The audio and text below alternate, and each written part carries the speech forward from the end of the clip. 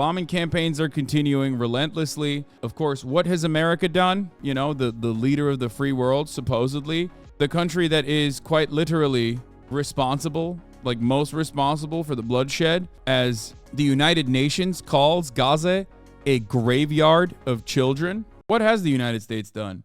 Of course, the most expected, most maximalist racist position. The United States government turned around, looked at 10,000 people that have been killed by Israel in the last 30 days with our weapons, saw that 4,000 of them were kids. 73%, more than 73% are women, children, and the elderly of those who are killed. The United Nations is calling Gaza a graveyard of children. What did we do? Oh, that's right. We find extra money that we are sending with secrecy in a very unceremonious fashion. We found extra money for weapons that we are sending to Israel so they can, more expeditiously murder children. And also on top of that, we censured the only Palestinian congresswoman. That's great. It's fantastic. Thank you so much, the United States of America, for always being the absolute worst possible country that we could be. Like the absolute worst. We might as well just pass the fucking Zinke legislation too.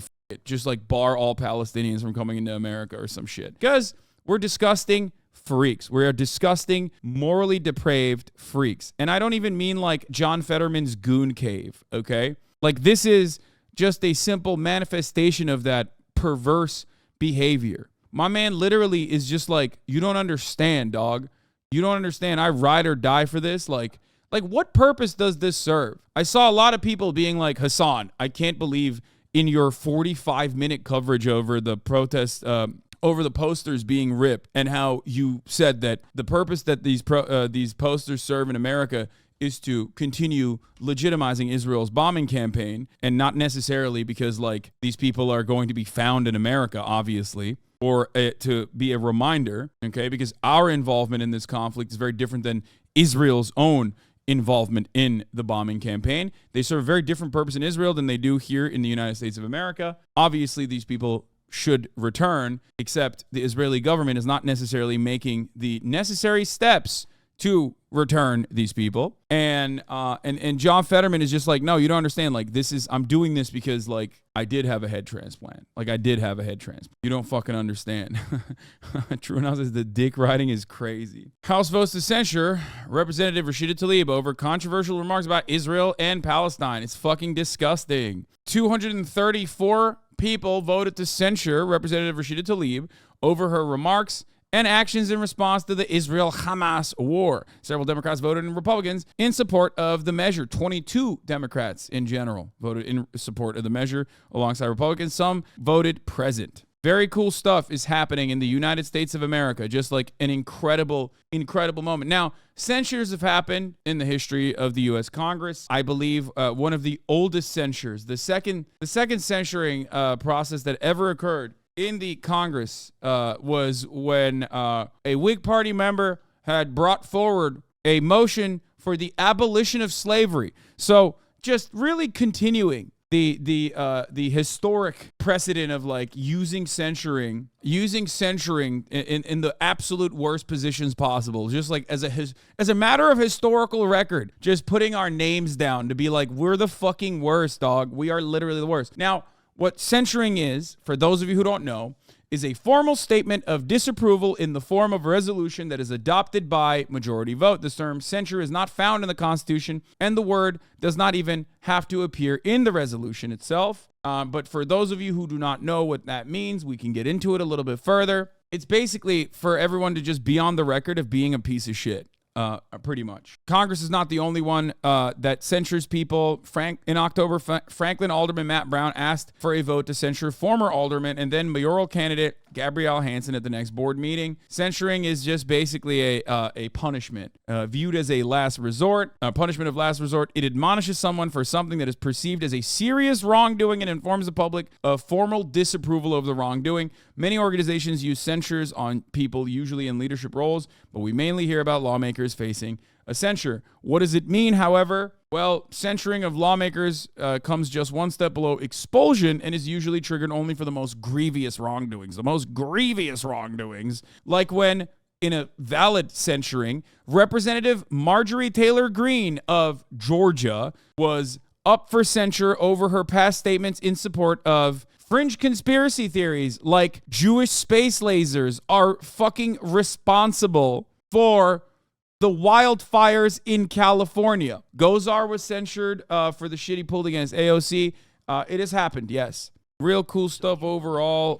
Wonderful. Just to put it on as a matter of record, just to be like, we are awful dog shit sons of bitches who absolutely suck. Now, those emotions overflowed last night in the House of Representatives as it voted to censure the only member of Congress with Palestinian roots. Michigan Representative Rashida Tlaib has repeatedly denounced Israel's military response to the deadly attack by Hamas a month ago. Hey, good morning to you, Gail. This censure is more of a symbolic move, but it comes at a time when this conflict is forcing many people and lawmakers to take sides.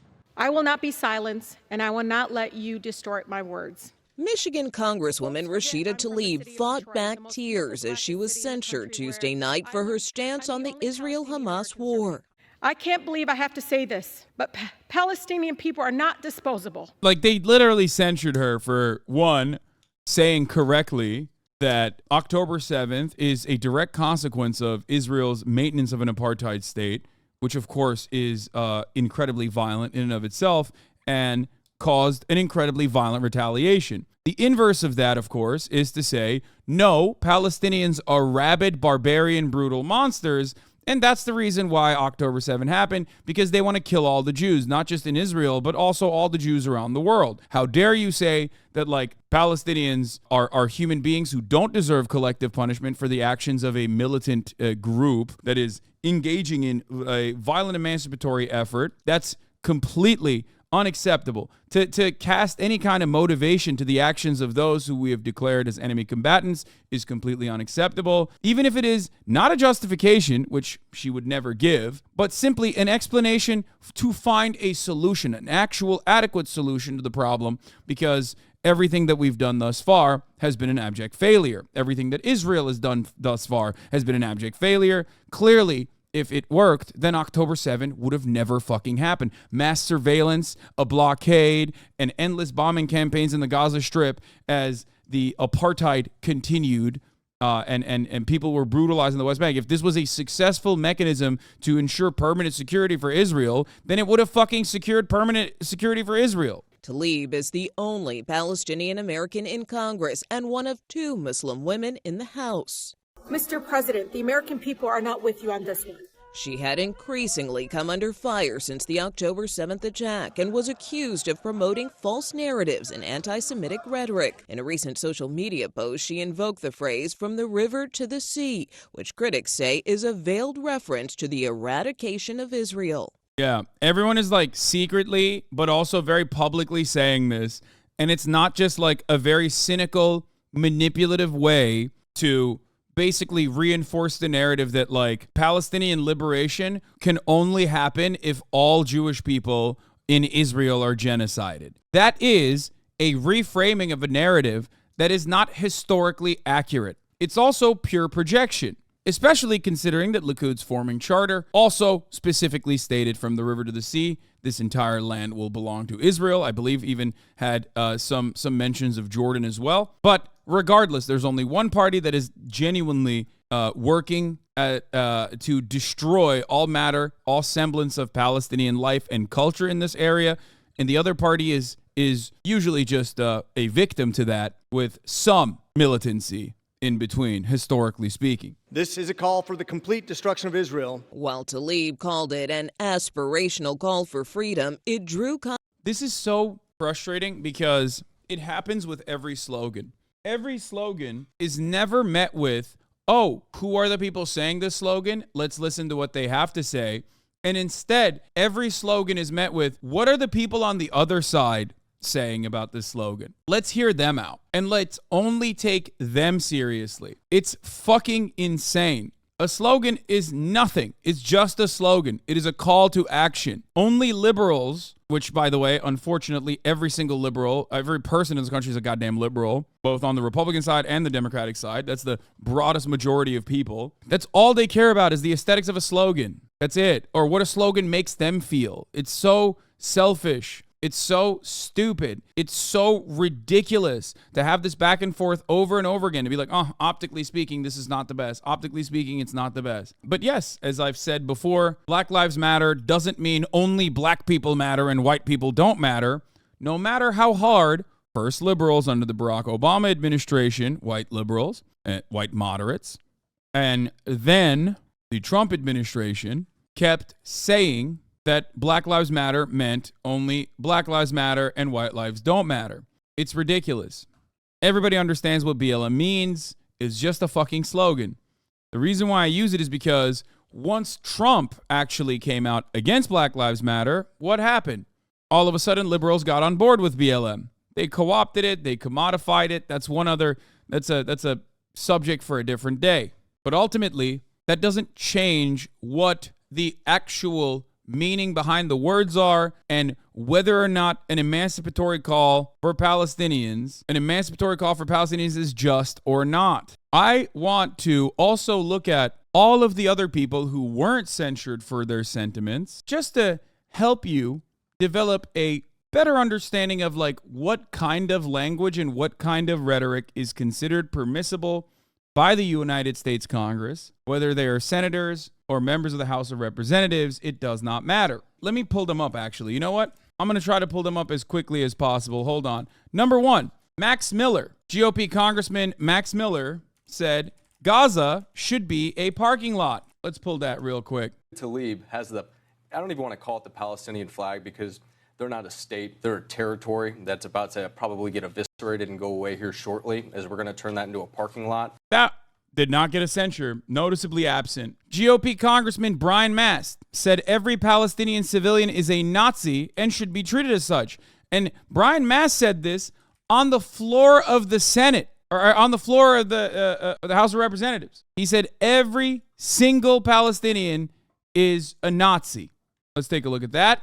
As a whole, I would encourage the other side to not so lightly throw around the idea of innocent Palestinian civilians, as is frequently said. I don't think we would so lightly throw around the term innocent Nazi civilians. Comparing Palestinian children that at this point had died by the thousands to Nazis. Very cool. In the immediate aftermath, or in the beginning of the violence that Palestinians were subjected to, as Defense Minister Yoav Gallant was calling them human animals and considering this to be a siege, and saying we're going to shut off their electricity and we're going to shut off their food and power, which are all, of course, acts of collective punishment and war crimes. What was U.S. Senator Lindsey Graham saying? Oh, that's right. He was saying we are in a religious war. Let's take a look. Just absolutely appalling, disgusting to the Secretary General of the United Nations, who I consider a friend. You said today we had to understand this conflict in a greater context. My friend, Hamas doesn't want us to two-state solution. They want to kill the Jews just like the Nazis did. I am tired of appeasing Hamas, apologizing for them. This is not a land problem, a boundary problem. It's a problem of you cannot live in my world. My God determines that you die. Iran and Hamas believes that the Jewish people should die as a result of religious teachings. We're in a religious war here. I am with Israel. Do whatever the hell you have to do to defend yourself. Level the place. Level the place. Interesting. Did not get a censure for that either. So just so you understand, Josh Gottheimer, a Democrat, in a closed-door meeting, literally said all Muslims are responsible for October 7th. Like within earshot of Muslim congresspersons. They were talking about holding a vigil for all of the victims, and even including Muslim clerics, like imams, in this multicultural, diverse vigil, to which Representative Josh Gottheimer openly replied with, while he was talking to his buddy in the back of the room in a closed-door meeting, they're all responsible. All Muslims are responsible. They feel guilty for October 7th. Let's hear what Karine Jean-Pierre had to say in the joint press briefing with John Kirby, where I believe John Kirby also reiterated, NSC, reiterated their position that there are not really any real red lines when it comes to Israel, but That's besides the point. We'll get to that later. Let's hear what she had to say. Last night in a bipartisan vote, the House censured Congresswoman Rashida Tlaib. Does the president believe that was appropriate, that her comments justified that action? So I'm not going to speak to the actions that Congress takes. We've been very clear, and any other resolutions that include a censure, we've been very clear, whether it's a Republican or a Democrat, that is for certainly Congress to take action on, and that is their prerogative. We've been clear. You've heard from members of NSC, whether it is the Admiral or whether it is John Feiner who spoke to this, that when it comes to the phrase that was used from river to the sea, it is divisive, it is hurtful. Oh, wow. At least she didn't hit it's anti-Semitic, or maybe she's getting to it, To many find it hurtful. And also, many find it anti-Semitic. And so obviously Well, shit, dude. If many find it anti-Semitic, okay, never mind, dude. Well, people find Free Palestine to be anti-Semitic too. So I guess we can't say that either. No, you can't say anything. You just ridiculous. How dare you? How dare you speak for the emancipation of Palestinians when obviously offering any kind of semblance of real liberal democracy and self-assurance and autonomy to the Palestinians would spell trouble for Israel. It would doom them, and not just like doom Israeli civilians or Israeli citizens, by the way, doom the demographic destiny of Israel, the demographic aspirations that Israel has to maintain its apartheid regime, or rather an ethno-state. The difference in this circumstance is that when people go, what about white lives against Black Lives Matter, everybody understands that is a laughable notion, because white identitarianism is broadly, because we are a majority white nation and white people have been in power in perpetuity. It's a white supremacist country in general. Everybody understands that it's a laughable concept. But when you say, what if this is anti-Semitic, anti-Semitism is real. Okay, it's a real problem. So liberals' brains break a little bit, where they cannot comprehend that this could be cynically deployed against any and every kind of pro-Palestinian movement or pro-Palestinian sentiment. Problem is, anti-Semitism is a real issue. It's real. In my opinion, it's fucking gross to turn around and weaponize a real issue that Jewish people face universally, to cynically use it in defense of a ethno-state. It is anti-Semitic to assume that all Jews unconditionally and universally love Israel, as we read in the Hasbara propaganda, talking point manual that we were reading yesterday. It's so gross, dude. Israel is already bombing Gaza with impunity. It's just decadence for them to be like, we don't even want you guys to have a slogan as you toothlessly protest us. Yes, it is ridiculous that Palestinians in Gaza have nothing. They're being killed. They just have to stand in the way and get fucking destroyed by Israel,